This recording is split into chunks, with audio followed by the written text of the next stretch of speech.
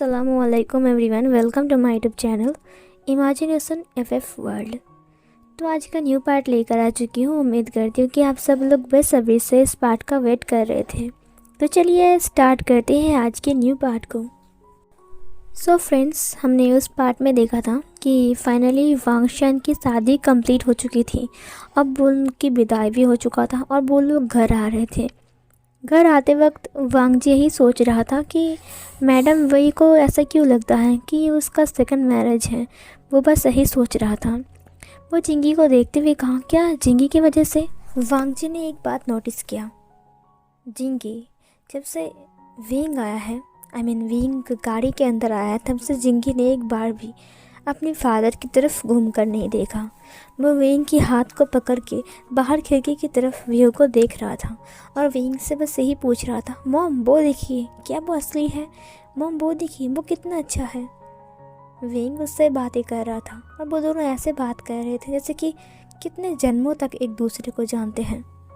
वांग जी को समझ में नहीं आया कि जिंगी कब विंग के इतने करीब हो गया और उससे इतना दूर हो गया। वांग जी ने अपने मन में कहा, क्या मैंने सही किया जिंगी के लिए? शायद विंग उतना बुरा नहीं है, लेकिन फिर भी मैं क्या करता। जिंगी इतना ज़िद्दी है और मेरा अंकल भी उनका सिर चबा रहा है। इधर जिंगी अपनी मॉम से ही बातें कर रहा था। थोड़ी देर बाद वांग जी ने कहा, क्या यहाँ पर किसी को मैं नज़र नहीं आ रहा हूँ? तभी विंग और जिंगी एक झलक वांग जी को देखता है और फिर वो लोग फिर से घूम जाते हैं और घूमने के बाद फिर से बाहर की जो व्यू था उन्हें देखने लगता है। वांग जी को काफ़ी ज़्यादा बुरा लगता है कि उसका बेटा भी शादी के बाद पराया हो गया है। शादी के बाद हर एक ओमेगा अपने मॉम डैड के लिए पराया होता है, लेकिन उसे पता नहीं था कि शादी के बाद अगर उनका कोई बेटा रहता है वो पराया हो जाता है।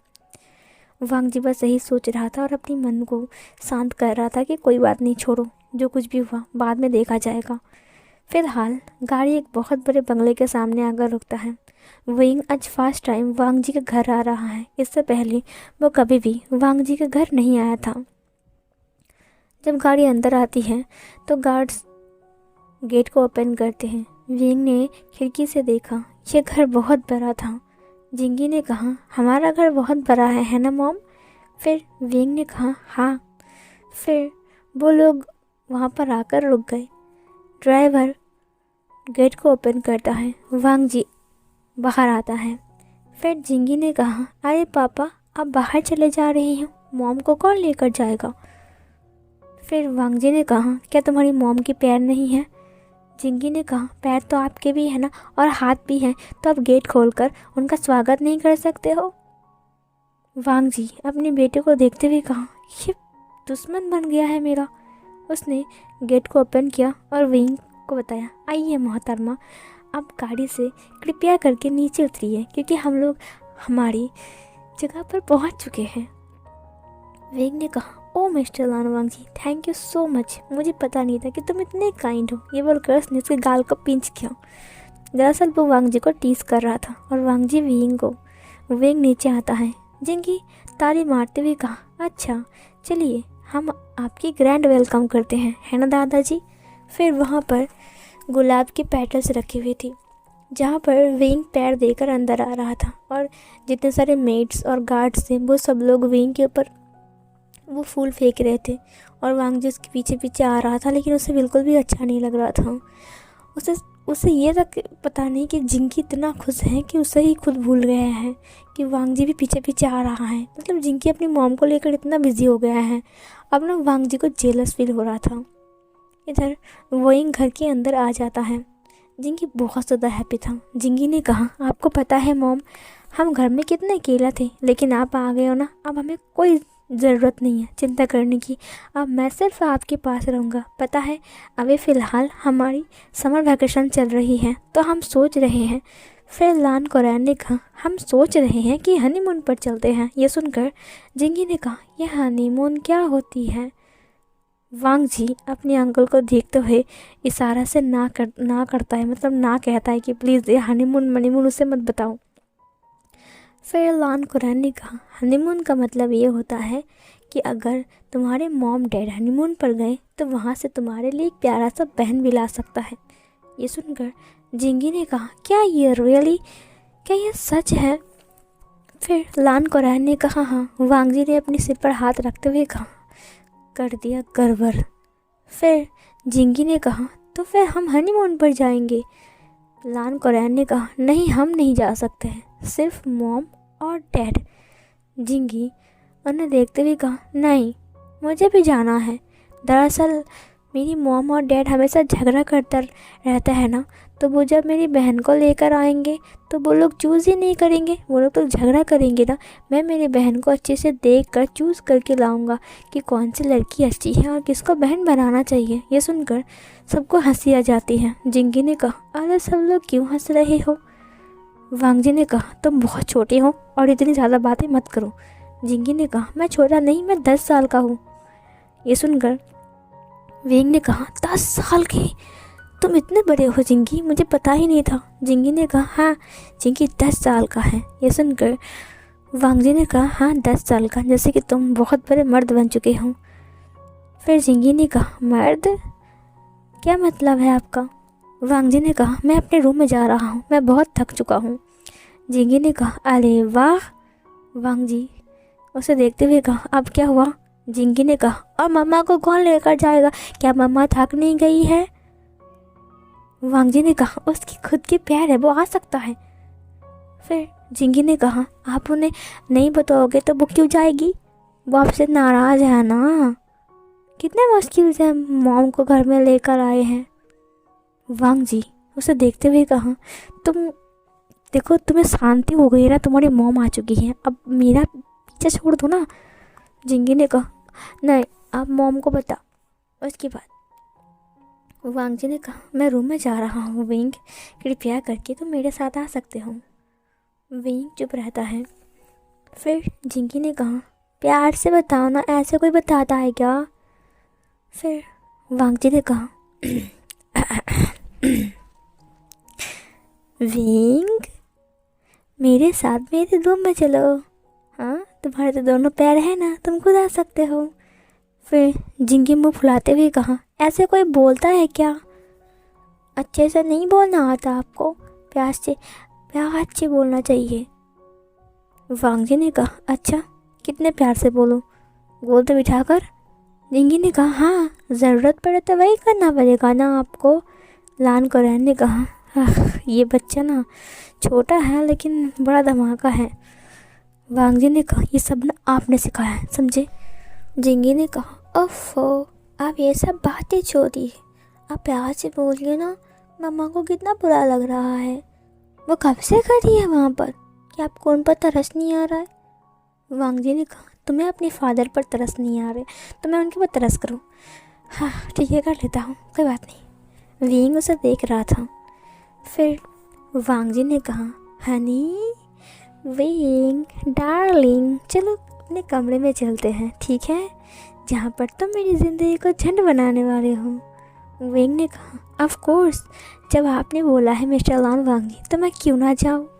फिर जिंगी ने कहा, अरे वाह, बिल्कुल परफेक्ट, ऐसे आप गोदी में ले लो। ये सुनकर वांगजी ने कहा, क्या? विंग ने हाथ को बढ़ाते हुए कहा, हनी, जो जिंगी ने कहा है तुम्हें वही करना पड़ेगा, आई एम राइट? फिर वांगजी ने उसे उठाते हुए कहा, हाँ, यू आर राइट। ये बोलकर उसने उसकी थाई को बिल्कुल नोच लिया। विंग ने कहा, ouch, honey, you are so naughty. अभी नाइट नहीं हुई है, जब होगा तब ये सब कर सकते हो। ये सुनकर वांगजी ने कहा, just sort of wing. Wing ने कहा, अगर तुम कुछ नहीं करोगे तो मैं भी चुप रहूँगा। फिर विंग जिंगी से कहता है, बाय जिंगी, और फिर वो वांगजी के साथ वांगजी के रूम तक जाता है।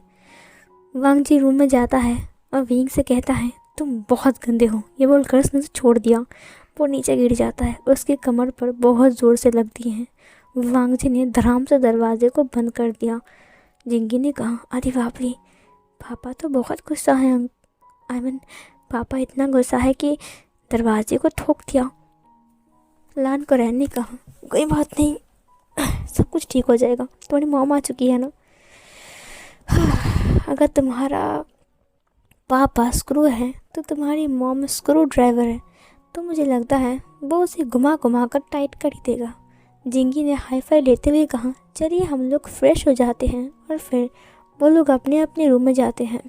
वांग जी सबसे पहले अपना कोट को निकाल कर नीचे फेंकता है और वो बहुत ज़ोर से चिल्लाता है। उसे बहुत ज़्यादा गुस्सा आ रहा था।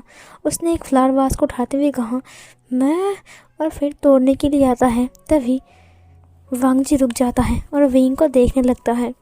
उसने कहा, नहीं, मैं तुम्हारे लिए अपनी चीज़ को क्यों तोड़ूं? उसने विंग को देखते हुए कहा, तुम पता है तुम क्या हो? तुम एक ऐसा इंसान हो जिसे कितने भी इंसल्ट करो उसकी चमड़ी इतनी मोटी है कि उसे कुछ लगता ही नहीं है। विंग ने कहा, हे, हाउ डेयर यू, तुमने मुझे रिक्वेस्ट किया, अब तुम कह रही हो कि मैंने रिक्वेस्ट किया था? हाँ, मैं कब रिक्वेस्ट किया तुम्हें? विंग ने कहा, तुमने रिक्वेस्ट किया कि शादी कर लो, वरना मुझे कोई शौक नहीं था तुम्हारे साथ रहने की। तुम कितने घमंडी और नकचरे इंसान हो। वांग जी ने कहा, अच्छा, इसी घमंडी और नकचरे इंसान के साथ तो तुमने इतने साल बिता दिए, तब तुम्हें पता नहीं चला कि ये नकचरे और घमंडी इंसान है? ये बोलकर वांग जी चुप हो गया। विंग भी चुप हो गया। कुछ पुरानी बातें ताज़ा होती हैं। पानी की लहर, झरना से पानी गिर रहा था नीचे। विंग झरने के पानी को देख रहा था। वहाँ पर बहुत सारे बटरफ्लाइज थे, बहुत खूबसूरत। दूर से कोई उसकी फ़ोटो क्लिक कर रहा था। विंग पीछे मुड़ता है। जब वो वांग जी को देखता है तो वांग जी अपने कैमरे को छुपा लेता है। ये उनकी स्कूल की पिकनिक था। आज स्कूल की पिकनिक था। वांग जी और विंग काफ़ी अच्छे दोस्त हैं। अभी तक वांग जी ने विंग को अपनी फीलिंग्स के बारे में नहीं बताया था। ये उस टाइम का बात था जब वांग जी ने अभी तक विंग को प्रपोज नहीं किया था। विंग ने अपनी आइज़ को ब्लिंक करते हुए कहा, क्या तुमने वो आवाज़ सुनी? वांग जी ने कहा, किसकी? विंग ने कहा, मुझे सुनाई दिया। मुझे ऐसा लगा जैसे कोई फ़ोटो क्लिक कर रहा है। तुम्हें क्या लगा लांसान? वांग जी ने कहा, कुछ भी तो नहीं लगा। विंग उसके करीब आने लगता है। विंग थोड़ा नॉटीली बात करते हुए कहा, क्या तुम्हें सच में सुनाई नहीं दिया? चोर कहीं के, ये बोलकर उसने उसके पीछे से हाथ को बढ़ाया और कैमरे को छीनते हुए कहा, तुम छुप कर मेरी फ़ोटो खींच रहे थे? वांग जी ने कहा, प्लीज़ विंग, डिलीट मत करना, प्लीज़ विंग, मुझे दे दो। विंग भागने लगता है। विंग भागते हुए कहा, तुम मुझे बोल सकते हो कि तुम्हें फ़ोटोज़ चाहिए, मैं तुम्हें अच्छे से पोज दे सकता हूँ, लेकिन तुम छुप कर खींच रहे थे। वांग जी, मुझे देखने दो। विंग भाग रहा था और वांग जी उसके पीछे। वांग जी ने कहा, प्लीज़ विंग, दे दो ना मुझे। विंग, प्लीज़ दे दो, प्लीज़ विंग, दे दो ना प्लीज़। विंग और वांग जी दोनों गिर जाते हैं। वांग जी विंग के ऊपर गिर जाता है और उन दोनों के बीच एक एक्सीडेंटली किस हो जाता है। दोनों बेस्ट फ्रेंड हैं और पता नहीं इन दोनों के बीच क्या हो गया। वांग जी का लिप्स विंग के लिप्स के ऊपर था। विंग की आंखें फटी की फटी रह गई थी। वांग जी की आंखें भी बड़ा बड़ा हो गया था। वांग जी ये सोच रहा था कि शायद अब विंग उसे गुस्से में थप्पड़ मार देगा, न जाने अब क्या होगा। विंग ये सोचकर शर्मा रहा था कि ये सब कुछ क्या हो गया। इधर वो दोनों ही खड़े हो गए। दोनों के दिल में ही तो एक दूसरे के लिए फीलिंग्स है, लेकिन एक दूसरे को जाहिर करने की हिम्मत किसी को नहीं है। दोनों ही यही सोचते हैं कि अगर फीलिंग्स को जाहिर किया तो शायद ये हो सकता है कि वो दोनों की दोस्ती टूट जाए। वांग जी धीरे से बोलता है, मैं मैं बैलेंस। विंग ने कहा, आई एम सॉरी, ये मेरी गलती है। वो दोनों ही शर्मा रहा था और हिचकिचा रहे थे। फिर दोनों साथ में सॉरी बोलते हैं। फिर विंग और वांग जी एक दूसरे से आंखें भी नहीं मिला पा रहे थे। बहुत मुश्किल से विंग उसे देखता है। वांग जी ने कहा, वो फोटो वो। फिर विंग कैमरे को चेक करने लगता है। सच में वांग जी ने कितना परफेक्ट फ़ोटो खींचा है। विंग की हर एक पोज बहुत ज़्यादा अच्छा लग रहा है। विंग ने कहा, अरे वाह, मैंने कोई पोज भी नहीं दिया और तुमने इतनी अच्छी फ़ोटो क्लिक कर लिया है। तुम अच्छा फोटोग्राफर हो वांग जी। वांग जी ने कहा, थैंक यू। उसने कैमरे को छीन लिया। विंग ने कहा, तुम ऐसे क्यों जा रही हो? वांग जी शर्माते हुए वहाँ से चला गया। विंग ब्लश करता है। जब वो लोग खाना खा रहे थे, सब दोस्त मिलकर वहाँ पर जंगल में, लेकिन वांग जी और विंग एक दूसरे से बात नहीं करते हैं। मतलब उस घटना के बाद वो दोनों बिल्कुल शांत सा हो गया था। एक हफ्ता बीत जाता है लेकिन एक दूसरे से वो दोनों बात नहीं करता है। इधर उनके दोस्त भी कंफ्यूज थे। ये हुसैन ने कहा, क्या बात है विंग, तुम वांग जी से आजकल बात नहीं कर रहे हो? और वांग जी को भी देख रहा हूँ, तुमसे पेन ले रहा है, तुमसे पेपर ले रहा है, लेकिन तुमसे बात ही नहीं कर रहा है। विंग ने कहा, मुझे नहीं पता। इधर इधर जो वांग जी का दोस्त था मैं गया, उसने कहा, हे वांग जी, तुम्हें क्यों ऐसा नहीं लगता कि विंग तुमसे बात नहीं कर रहा है? वांग जी बहुत घबरा गया। उसने ने हुसैन से कहा, मुझे नहीं पता। वांग जी अपने मन ही मन सोच रहा था, शायद विंग मुझसे गुस्सा है उस दिन के बाद से। क्या विंग मुझसे दोस्ती तोड़ना चाहता है? इधर विंग भी वही सोच रहा था, शायद वांग जी मुझसे बहुत ज़्यादा गुस्सा है, बहुत ज़्यादा नाराज़ है, इसीलिए वो मुझसे बात नहीं कर रहा है। क्या वो दोस्ती तोड़ देगा? नहीं, मैं उसके लिए क्या सोचता हूँ। मैं अपनी फीलिंग्स को दबा कर रखता हूँ, लेकिन फिर भी मुझसे गलती हो ही गई। अब मैं क्या करूँ? मैं कैसे समझाऊँ उसे कि ये मैंने जानबूझकर नहीं किया? वांग जी भी वही सोच रहा था। इधर मेंग्यावर ने हुसैन बात कर रहा था। यार ये दोनों बातें नहीं कर रहे हैं, लगता है इन दोनों के बीच झगड़ा हो गया है। क्या कहते हो? मेंग्यावर ने कहा, मुझे भी वही लगता है। ने हुसैन ने कहा, हाँ सही कहा तुमने। इधर एक हफ्ता ऐसे ही भी और बीत जाता है। वो लोग घबरा रहे थे कि क्या बात है, एक दूसरे से वो लोग बात क्यों नहीं कर रहे थे। इधर वांग जी के मन में भी वही घबराहट चल रही थी। उसे रात भर नींद नहीं आ रही थी और विंग को भी रात भर नींद नहीं आ रहा था। वो भी सोच रहा था कि आखिर क्यों वांग जी मुझसे बात नहीं कर रहा है। कहीं ऐसा तो नहीं है ना कि वो कभी मुझसे बात नहीं करेगा। सीन शिफ्ट होता है, हम प्रेजेंट में आते हैं। इधर जो विंग था वो वांग जी को देख रहा था, जो शावर लेकर अभी अभी आया था, और वो अभी अपने आप को मिरर में देख रहा था। हम जब फ्लैशबैक देख रहे थे तब उन दोनों का रिश्ता अलग था और यहाँ पर उन दोनों का रिश्ता अलग है, तो आप लोग जानते ही हो ना क्यों है। विंग उसे देखते हुए, वांग जी जब विंग को देखता है कि वो उसे ही देख रहा है, फिर वांग जी ने कहा, हाँ मैं इतना हैंडसम हूँ कि अगर कुछ इंसान मुझे देखें तो उनकी नज़र ही नहीं हटती है। विंग को पता है कि उसने विंग को ये कहा। विंग को गुस्सा आ गया। फिर विंग वहाँ पर देखते हुए कहा, कोई इंसान बोल रहा है कि उसके रूम में सिर्फ एक ही टॉवल है, तो मुझे नहाने के लिए टॉवल चाहिए। बट वो इंसान भूल गया है कि यहाँ पर कोई और इंसान भी है। वांग जी उसे बिना देखते हुए कहा, अगर किसी की टॉवल ज़रूरत है तो कोई कैसे भी ले सकता है और नहा सकता है, मुझे इससे क्या, और वैसे भी ये मेरा टॉवल है। विंग खड़ा हो गया। विंग ने कहा, ठीक है, कैसे भी ले सकता है, कैसे भी नहा सकता है ना। उसने जाते हुए वांग जी की टॉवल को पकड़ लिया और खींच लिया। वो टॉवल पूरा ही खुलकर विंग के हाथ में आ गई। विंग बिना पीछे मुड़े बाथरूम के अंदर चला गया।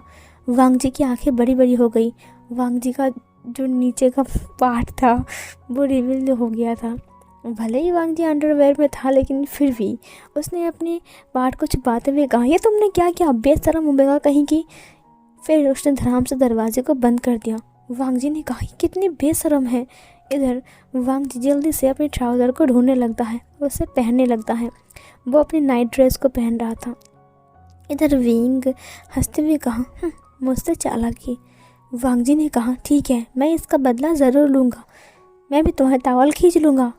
फिर विंग ने बाथरूम से जवाब देते हुए कहा, कोशिश करके देखना भोंदू कहीं के। इधर वांग जी ने कहा, मैं भी टॉवल खींच लूँगा।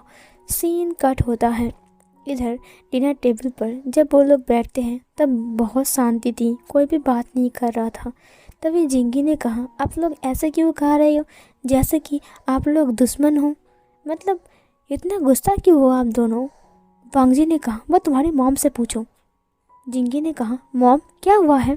विंग ने कहा, क्यों, तुम्हारे डैड बता नहीं सकते क्या, या फिर वो गूंगा हो चुका है जो मुझसे पूछने के लिए कह रहे हैं? वांग जी उसे देखते हुए कहा, क्या तुम मुझसे डायरेक्ट बात नहीं कर सकते हो? जो तुमने किया तुम्हें वो नॉर्मल लगा, तुमने मेरा तावल खींच लिया, तुम्हें पता है मुझे कितना। तभी लान कोरैन ने कहा, ये तुम्हारा बेडरूम नहीं डाइनिंग टेबल है, ज़रा संभाल कर बात करो वांग जी। वांग जी सबको देखते हुए कहा, अब अम सॉरी, वो मेरा मुंह से निकल गया। फिर विंग ने कहा, हाँ सब कुछ तुम्हारा मुंह से ही निकलता है। फिर इधर वांग जी ने कहा, क्या कहा तुमने? मेरे मुंह से सब कुछ निकलता है तो तुम्हारे मुंह से क्या निकलता है? नहीं, तुम तो सिर्फ खाते रहते हो। विंग ने कहा, क्या मतलब है तुम्हारा? जिंगी ने कहा, ओ जस्ट शट अप, बस हम डिनर कर रहे हैं इस वक्त, झगड़ा करने के लिए आए हो क्या? क्या यहाँ पर वर्ल्ड वार चल रहा है जो आप लोग हर वक्त लड़ते ही रहते हो? वांग जी और विंग चुप हो गया। जिंगी ने पनीर का प्याला बढ़ाते हुए कहा, ये लीजिए पापा, आप मम्मा को खिला दीजिए। ये सुनकर विंग को खांसी आ गई। विंग खांसने लगा। लान कोरैन ने कहा, पानी पानी। Thank you uncle. पानी पीते पीते विंग फिर से वांग जी को देखने लगता है। वांग जी ने अपनी सलाइवा को निकालते हुए कहा, क्या मुझे इसे खिलाना पड़ेगा? फिर जिंगी ने कहा, हाँ। वांग जी ने कहा, अपने हाथ से? उसने विंग को बहुत गुस्से में देखा। जिंगी ने कहा, क्या आप पैर से खाना खाते हो? हाथ से खाना खाते हो ना, तो हाथ से खिलाओ। वांग जी ने कहा, मैं मेरे हाथ से उसे खिलाऊं? तुम पागल हो क्या? जिंगी ने कहा, तो क्या आप दूसरे के हाथ से खाते हो? जिंगी जैसा है वांग जी वैसा ही है।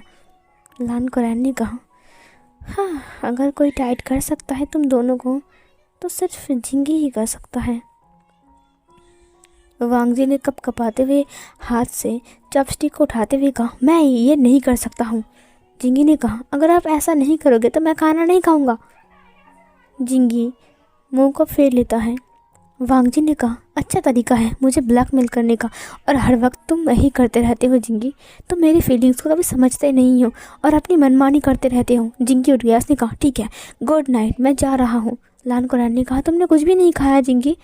वांग जी ने कहा, रुक जाओ, मैं खिलाता हूँ। मैं नहीं चाहता किसी की वजह से तुम भूखे रहो। उसने विंग को देखते हुए कहा। विंग ने कहा, हे यू, तुम मुझे बोल रही हो? वांग जी ने कहा, नहीं, तुम्हें बोलने की मुझे हिम्मत है क्या? उसने पनीर के टुकड़ों को बाहर चॉपस्टिक से पकड़ा, विंग के माउथ के सामने ले गया। विंग को देखते हुए कहा, क्या तुम्हें अब इनविटेशन कार्ड देना पड़ेगा कि अपनी मुंह को खोलो? विंग ने किया तो वांग जी फटाक से उसकी माउथ के अंदर देकर उसकी माउथ को अपने हाथ से बंद करते हुए कहा, हाँ हाँ खा लो, जितना खाना है उतना खाओ। विंग की देखकर हैरान था। विंग ने कहा, ऐसे कोई खाना खिलाता है क्या? फिर जिंगी ने कहा, मम्मा आप डैड को खिला दीजिए। विंग ने कहा, ठीक है, थैंक यू सो मच जिंगी बेटा, अब देखो मैं तुम्हारे पापा को कितने प्यार से खिलाता हूँ। ये बोलकर उसने चॉपस्टिक से उस पनीर के टुकड़े को उठा लिया। वांग जी को पता है कि वो उससे बदला लेने वाला है। वांग जी ने कहा, मुझे भूख नहीं है और मुझे पनीर पसंद नहीं है, मैं नहीं खाऊंगा। विंग ने कहा, अब तक तो खा रहे थे। वांग जी ने कहा, मेरा पेट भर चुका है, मैं नहीं खाऊंगा ना।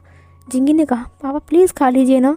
वांग जी ने कहा, देखो जो तुमने कहा मैंने वो किया, अब मेरी बात मानो, मुझे नहीं खाना है। इधर विंग वांग जी के बाल को पकड़ते हुए कहा, तुम नहीं खाओगे। उसने उसके फेस को खींच लिया उसकी बालों से और फिर वांग जी की मुंह से आहा निकल गई।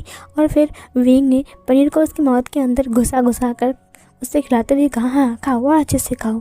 इधर ये देखकर जिंगी और लान कोरैन दोनों ही हैरान थे। फिर विंग ने वांग जी को छोड़ दिया। वांग जी ने कहा, मैंने ऐसा कुछ भी नहीं किया था। फिर लान कोरैन ने कहा, उफ ये लोग खाने टाइम भी। फिर वो दोनों चुप हो जाते हैं। जिंगी ने कहा, अब हर वक्त लड़ते क्यों रहते हो? मुझे समझ में नहीं आता है, क्या आप लोग पृथ्वी से हो या फिर मुझे लगता है मम्मी कोई एलियन है जिसे देखकर पापा गुस्सा हो जाते हैं। ये सुनकर वांग जी ने कहा, तुमने ये बात मेरी तरफ से बताई या फिर अपनी मॉम की तरफ से? जिंगी ने कहा, अपनी तरफ से। ये बोलकर वो बहुत गुस्सा हो गया और चला गया वहाँ से। सीन कट होता है। इधर वांग जी अपने बेडरूम पर था, लेकिन उसने नोटिस किया कि अभी तक विंग अपने रूम में नहीं आया है। वांग जी ये सोचते हुए कहा, क्या विंग घर चला गया गुस्सा होकर? ये तो अच्छी बात है, लेकिन वो इतनी रात को गया कहाँ? वो उठकर खड़ा हो गया। कम से कम 2 घंटा हो चुका है, वो डिनर करके ऊपर आ चुका है, लेकिन अभी तक विंग नहीं आया। इसीलिए वो विंग को ढूंढने के लिए बाहर जाता है। तभी उसे गुनगुनाने वाले साउंड आती है सामने की तरफ से। जब वो जाता है तब वो देखता है ये गुनगुनाने वाले साउंड किसी और के नहीं बल्कि जिंगी के रूम से आ रहा है। जब वो जिंगी के रूम के पास जाता है तब वो हैरान हो जाता है। ये गुनगुनाने वाले साउंड जो धुन था वो उसे बहुत अच्छे से जानता है। ये तो उसी का ही गाना है, लेकिन कौन बिड़बिड़ा रहा है? ये गाना विंग के सिवा किसी और को पता ही नहीं है। जब वो दरवाजे को ओपन करता है तब वो हैरान था। ये गाना कोई और नहीं बल्कि विंग गा रहा था और जिंगी को सुला रहा था। ये देखकर वांग जी की आंखों से एक बूंद आंसू नीचे गिर गए और उसके होठों पर एक छोटी सी स्माइल थी। और ये वाला पार्ट यहीं पर ही एंड होती है।